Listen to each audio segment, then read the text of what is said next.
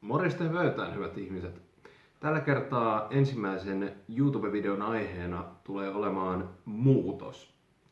Ja mihin tämä muutos keskittyy, on muutos kolmeen seuraavaan asiaan. Mieleen, mielialaan sekä terveyteen. Näitä kolmea osa-aluetta mä tulen käsittelemään kertomalla mun henkilökohtaisen muutoksen läpikäynnin vuosina 2010-2020. Eli vuodesta 2010 tähän hetkeen saakka. Ja myöhemmin videon julkaisun jälkeen ensi viikon aikana tulee olemaan livenä suoritettu kysymys-vastausosio liittyen tähän videon aiheeseen, missä te katsojat pääsette esittämään omia kysymyksiänne aiheeseen liittyen, sekä myös pääsette jakamaan, jos haluatte, niin omia kokemuksianne, millaisia muutoksia te olette käyneet läpi ja miten se on vaikuttanut taas teihin. Joten pitemmittä puheitta mennään itse videon pariin, eli muutokseen. Katso, mitä se asiaa syö. Nämä on perkeleen tärkeitä taas. Vuonna 2010 mä aloitin kuntosaliharjoittelun ja tänä aikana harrastus lähti liikkeelle ulkoisista tekijöistä, mitkä koski nimenomaan ulkoa tulevaa painostusta, mikä perustui sitten taas siihen, miltä itse näyttää ja miltä pitäisi oikeasti näyttää niin sanotusti miellyttääkseen muita, mutta ei itseään. Tää oli väärä lähtökohta, joten ensimmäiset 2 vuotta mun treenaamisesta meni hukkaan juuri siitä syystä, koska mä keskityin siihen, miltä mä näytin ulkoisesti, enkä siihen, miltä musta tuntui sisäisesti. Tää mun oma henkilökohtainen fyysinen muutos alkoi tapahtua tosin vasta vuonna 2013, kun mä sain oikean suunnan muuntaen mun ruokavalion suhteessa harjoitteluun kunnolliseksi, jotta mä olisin valmis varusmiespalvelukseen, eli mulla oli semmonen keskitetty tavoite, mikä nimenomaan perustui kehon sisäiseen terveyteen, mikä heijastui sitten taas suorituskykyyn. Ja vuoteen 2014 mennessä mä olin saanut painoa pudotettua 12 kiloa lähtötilanteesta 102 kiloa 90 kiloon, ja mun fysiikka oli muuttunut sekä jaksaminen nousi, ja siinä aikana mä myös voinkin hyvin. Näinä aikoina tosin vielä siitä huolimatta mä ajattelin enempi ulkopuolelta tulevia niin sanottuja paineita, joten vähemmälle huomiolle jäi kuitenkin se sisäisesti tapahtuva muutos koskien omaa terveydentilaa. Vaikka mä tiesin sellaista muutosta tapahtuneen, niin ulkoiset tekijät sai mut unohtamaan sen aika lailla tyystin. Varusmiespalveluksen jälkeen vuodesta 2015 alkaen seuraavat 5 vuotta, eli nämä nykyiset tähän päivään asti olleet ajanjaksot on ollut vähän sellaista suunnanhakua, miten mä määrittelen sinä aikana nämä tapahtuneet muutokset niin ulkoisesti kuin sisäisesti. Sairastuin tänä kyseisenä vuonna varusmiespalveluksesta päästyä epilepsiaan, ja lääkkeiden käytön myötä alkoi jonkinmoiset mielialavaihtelut tulla enemmän kuvioihin, mitkä taas vaikutti sitten negatiivisesti siihen mun selkeämpään ajatteluun, miten mä näin mun terveyden ja siinä tapahtuneet muutokset niin sisäisesti kuin ulkoisesti. Ja näin esimerkiksi ihan mikä tahansa pieni muutos niin sanottuun negatiiviseen suuntaan sai mut vihaamaan itseäni kirjaimellisesti. Ja mä painotan, että tänä 5 vuoden aikana 2015-2020 vuosina, niin sen syklin aikana mä olen käynyt läpi semmosen jojoiluvaiheen, missä melkein mikään ei ollut pysyvä muutos, vaan se aina palautui joku osuus siitä lähtötelineestä takaisin, joten mä en varsinaisesti ollut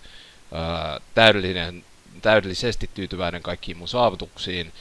Ja se tyytyväisyys, mitä mulla oli, niin se oli todella vähäistä, mikä sai, mutta sitten taas, mikä vaikutti mun mielialaan yleisesti ja omaan terveyteen fyysisesti kuin henkisesti, enkä mä sitten osannut esimerkiksi hyväksyä saamia kohteliaisuuksia, mikä johtuu enemmän siitä tämmöisestä negatiivisesta minäkuvasta, koska ne ei tullut, muistaakseni se meni niin, että koska ne ei tullut sellaisilta henkilöiltä, se jopa meni niin pitkälle, että koska ne ei tulleet sellaisilta henkilöiltä, joilta mä olisin niitä halunnut, eli tämmöistä ulkopuolista hyväksyntää, niin mä en osannut ottaa niitä aitoina kohteliaisuuksina, vaan enemmän semmoisena niin sanottuina säälipisteinä.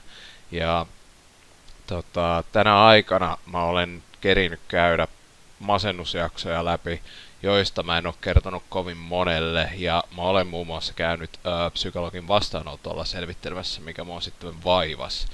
Nykypäivänä tosin asiat ovat onneksi toisin ja vähän paremmin, mutta ikinä ei voi koskaan sanoa, että palaako ne kyseiset tuntemukset takaisin vaiko ei. Vasta nyt tälleen 10 vuoden jälkeen mä voin itselleni todeta, ja minkä jälkeen mä olen löytänyt jollain tavalla sen, mikä mulle on itselleni tärkeintä, mitä mä tavoittelen, niin on se sisäinen fyysinen terveys ja oma mielenterveys, välittämättä liikaa siitä, mitä mulle ulkoisesti fysiikan puolesta tapahtuu, niin kauan kuin mun kehon sisäinen hyvinvointi on hyvällä tolalla ja mä olen sinut sen itseni kanssa.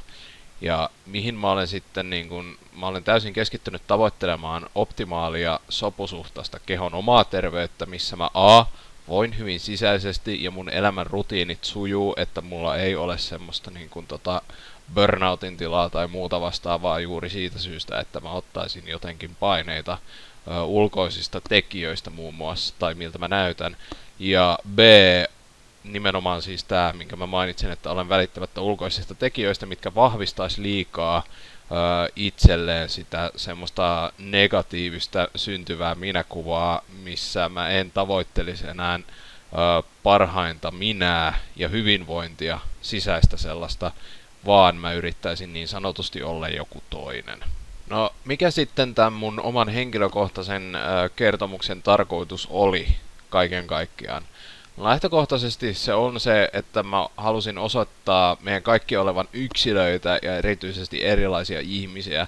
Se, että meillä muutokset muokkaa todella vahvasti sitä, mitä me ajatellaan itsestämme ulkoisten ärsykkeiden kautta, mitä me nähdään, mitä me kuullaan ja mitä me tunnetaan itsemme niiden kautta. Se, mihin ulkoiset ärsykkeet nykypäivänä ohjaa, on mun mielestä täysin väärä suunta, mihin sen pitäisi oikeasti ohjata. Monet eri tahot painottaa sitä, miltä näyttää peilin edessä, mutta ei todellakaan sitä, miltä tuntuu sisältäpäin mielensisäisesti, taikka sitten sitä fyysistä hyvinvointia, niin siitä annetaan täysin vääränlainen kuva. Joten tässä on nyt se mun henkilökohtainen vinkki, eli mene ja löydä se oma itsellesi suotuisa mielentila oman tekemisen kautta, riippumatta mitä se on. Missä sun tavoite keskittyy omaan kehon sisäiseen terveyteen ja omaan mielentilaan, ei siihen, miltä pitäisi näyttää toisten mielestä, eli ei asettua mihinkään muottiin. Joten ei kai mulla tässä enempää sanottavaa enää tähän hätään löydy.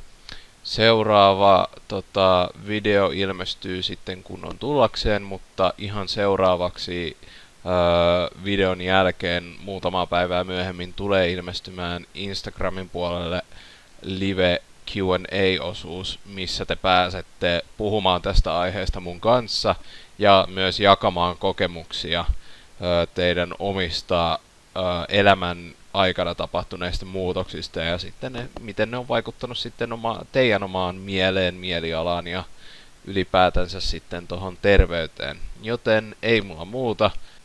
In the words of the immortal Regular Joe, stay tuned, stay safe, and have a good one.